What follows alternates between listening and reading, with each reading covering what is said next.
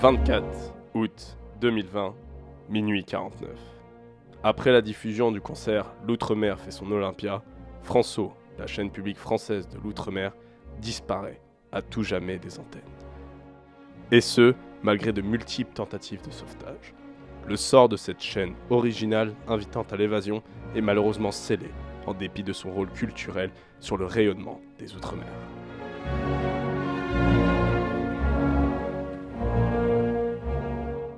France-O sera maintenu, je vous rassure.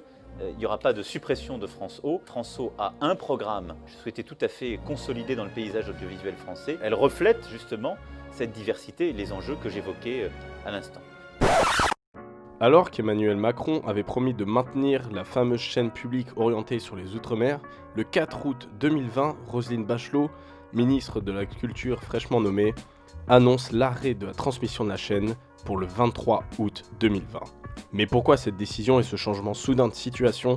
Pour comprendre tout ça, il faut revenir un peu en arrière et remonter dans l'histoire de France-O. En 1998, et oui, il n'y a pas que la Coupe du Monde de football, Jean-Marie Cavada, président de RFO, crée RFOSAT dans le but d'offrir aux ultramarins et aux métropolitains une visibilité sur les régions ultramarines. Au départ, seulement quelques heures de diffusion furent observées en soirée, mais rapidement, suite à la loi du 9 juillet 2004, la société RFO intègre le groupe France Télévisions. En conséquence de cette fusion, le groupe décide, pour intégrer RFOSAT dans l'identité de France Télévisions, de changer de nom. RFOSAT devient alors le 25 février 2005 France-O. Entre 2005 et 2014, la chaîne connaîtra son apogée, notamment grâce à son ouverture sur la TNT nationale en 2010.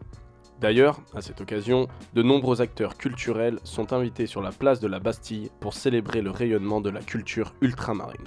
Mais en 2014, la chaîne est pointée du doigt.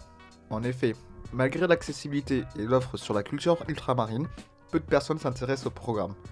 À tel point que le classement de la chaîne passe du 21e rang au 23e rang en 2017, avant-dernière chaîne française la plus regardée en France métropolitaine.